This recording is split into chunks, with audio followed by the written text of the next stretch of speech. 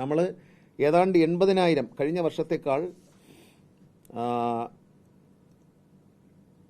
കഴിഞ്ഞ വർഷം 2023 ഓടിയത് 13,87,000 കിലോമീറ്ററാണ് ഒരു ദിവസം ഓടിയിരുന്നത്. ഇപ്പോൾ ഓടുന്നത് 13,86,000, അതായത് 87 നിന്ന് 86 കുറഞ്ഞു. അത് ഓടുന്ന കിലോമീറ്ററിൻ്റെ അളവ് കുറഞ്ഞു. ഡെഡ് മൈലേജ് കട്ട് ചെയ്തിരിക്കുകയാണ് ഇത് മുഴുവൻ. ഏതാണ്ട് 80,000 കിലോമീറ്റർ ഞാൻ മന്ത്രിയായിട്ട് വന്നതിന് ശേഷം ഞങ്ങൾ പ്രമോദ് ശങ്കർ CMD ആയതിനു ശേഷം വെട്ടിക്കുറച്ചിട്ടുണ്ട്. ഡെഡ് മൈലേജ് അവർ കുറച്ചിട്ടുണ്ട്. ആ ഡെഡ് മൈലേജ് കുറച്ച സ്ഥലത്താണ് ഈ വണ്ടി ഓടുന്നത്. പുതിയ വണ്ടി ഓടുന്നതും അതിനകത്ത് തന്നെയാണ്.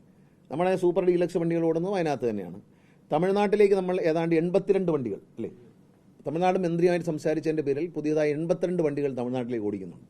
അതുകൂടി ചേർത്തിട്ടും നമ്മൾ ഏതാണ്ട് 10,000 കിലോമീറ്റർ കഴിഞ്ഞ വർഷങ്ങളെക്കാൾ കുറച്ചാണ് ഓടിയിരിക്കുന്നത്. ഈ കുറച്ച് കിലോമീറ്റർ ഓടുകയും കൂടുതൽ വരുമാനം വരുത്തുകയും ചെയ്യുമ്പോൾ അതിൻ്റെ അർത്ഥം എന്താണ്? ലാഭം വരുന്നു എന്നുള്ളത്. ഇത് വേറൊരു പ്രശ്നം എന്ന് വെച്ചാൽ ഇത് ലാഭത്തിലായി എന്നും പറഞ്ഞ് ധനകാര്യ വകുപ്പും കാര്യങ്ങളും നമ്മളെ പിടിക്കും, ഒന്നും തരാതിരിക്കാനുള്ള പരിപാടി നോക്കും. പക്ഷേ ഗവൺമെൻറ് നൽകുന്ന സഹായം, ശമ്പളത്തിൻ്റെ കാര്യത്തിൽ, മറ്റു കാര്യങ്ങളിൽ ഗവൺമെൻറ് വണ്ടി വാങ്ങുന്ന കാര്യത്തിൽ നൽകുന്ന സഹായം, അതൊക്കെ ധനകാര്യ വകുപ്പും കേരള സംസ്ഥാന സർക്കാർ നൽകിയ ഒരു പിന്തുണയാണ് ഇതിനെ രക്ഷിക്കുന്നത്. ചുമ്മാ കാശ് കിട്ടിയിട്ട് കാര്യമില്ല, അതിനെ കൃത്യമായി അവർ മാനേജ് ചെയ്തു.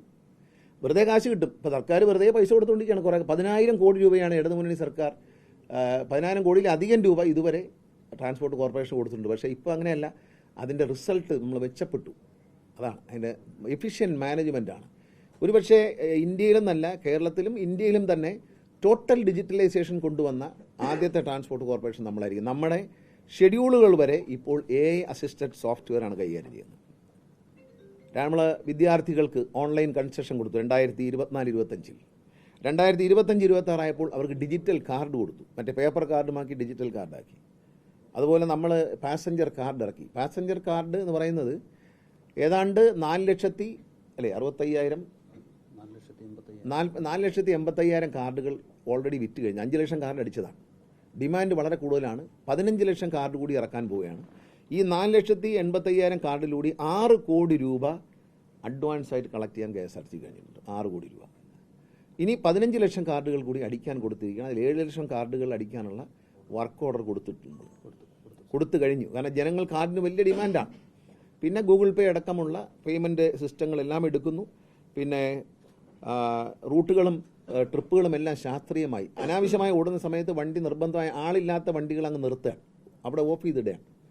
അവിടെ ഇട്ടിട്ട് അടുത്ത വൈകിട്ടാകുമ്പം ആ പീക്ക് ടൈമിൽ ഓടിച്ചാൽ മതിയെന്ന് തീരുമാനിച്ച് അത്തരത്തിൽ ഓരോ വണ്ടിയും എടുത്ത് നമ്മൾ മാനേജ് ചെയ്യണം. ഇപ്പം നമ്മുടെ ഈ AI അസിസ്റ്റഡ് സോഫ്റ്റ്വെയറിൽ പോകുമ്പോൾ ഓരോ വണ്ടിയുടെയും ഡേറ്റ അറിയാൻ പറ്റും. പിന്നെ ഒരേ സമയത്ത് വണ്ടികൾ വരിക, ഈ ബഞ്ചിങ് ഒഴിവാക്കാൻ വേണ്ടി സഹായിക്കുന്ന ഒരു AI സോഫ്റ്റ്വെയർ, അത് തികച്ചും അഭിമാനത്തോടെ പറയാം, എൻ്റെ മനസ്സിൽ തോന്നിയ ഒരു സ്വപ്നമാണ്. ആ സ്വപ്നം ഉണ്ടോ എന്ന് നമുക്കറിയില്ല. ഇങ്ങനൊരു കാര്യമുണ്ടോ എന്ന് ഞങ്ങൾ അന്വേഷിച്ചു, എങ്ങും കിട്ടാനില്ല. അങ്ങനെ ഞങ്ങളൊരു പരസ്യം ചെയ്തു, ഇങ്ങനെ ഒരു സോഫ്റ്റ്വെയർ ഉണ്ടാക്കി തരാൻ ആരെങ്കിലും തയ്യാറുണ്ടോ? 4-5 കമ്പനികൾ വന്നു. അവരെ സോഫ്റ്റ്വെയർ ഞങ്ങൾ തന്നെ കണ്ടു. അതിൽ നിന്ന് ഏറ്റവും മികച്ച സോഫ്റ്റ്വെയർ നമ്മൾ എടുക്കുകയായിരുന്നു. വളരെ കുറഞ്ഞ വിലയ്ക്ക് നമുക്ക് ആ സോഫ്റ്റ്വെയർ കിട്ടി. അത് ഇനി ഇന്ത്യയിലെ എല്ലാ ട്രാൻസ്പോർട്ട് കോർപ്പറേഷനും എടുക്കും. ഇതുവരെ ആരും എടുത്തിട്ടില്ല. നമ്മൾ എടുത്ത് വിജയിച്ചു എന്നുള്ളതുകൊണ്ട് ഇനി എല്ലാവരും എടുക്കും. ഇത് ഞാൻ എൻ്റെ മനസ്സിൽ കണ്ട ഒരു സ്വപ്നമാണ്.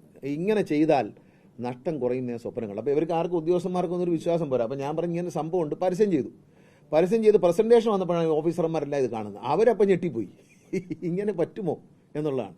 അത് പറ്റുമെന്ന് ഞങ്ങൾ തെളിയിച്ചു. അത് വാങ്ങി. അത് ഇപ്പം നിങ്ങൾക്ക് അന്ന് ദിവസം നമ്മൾ കൺട്രോൾ റൂമൊക്കെ ഉദ്ഘാടനം ചെയ്തു. നിങ്ങൾ മാധ്യമങ്ങളൊക്കെ ഉണ്ടായിരുന്നു. ആ കൺട്രോൾ റൂമിൽ നിന്ന് വളരെ നല്ല മികച്ച ഒരു റിസൾട്ടാണ് നമുക്ക് കിട്ടുന്നത്.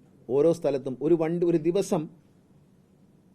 ഒരു ദിവസം KSRTC ഓടുന്ന വണ്ടികളുടെ 60% വണ്ടികൾ ഇൻസ്പെക്ടർമാർ ഇപ്പോൾ പരിശോധിക്കുന്നുണ്ട്. പണ്ട് പരിശോധനയൊന്നും ഉണ്ടായിരുന്നില്ല.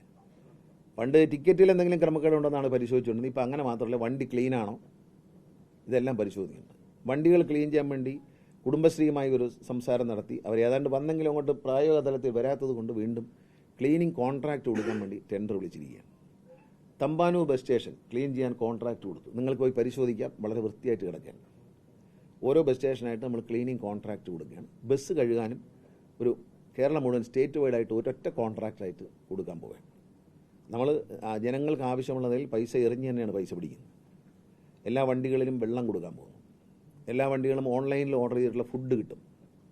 ഇനി വണ്ടി ദീർഘയാത്രയിലെല്ലാം എല്ലാ വണ്ടികളും നല്ല കൊള്ളാവുന്ന ഹോട്ടലുകളിൽ നിർത്താൻ തുടങ്ങിയപ്പോൾ കുടുംബസമേതം ആളുകൾ യാത്ര ചെയ്യാൻ തുടങ്ങി. ടോയ്ലറ്റ് ഫെസിലിറ്റീസ് ഉണ്ടായി.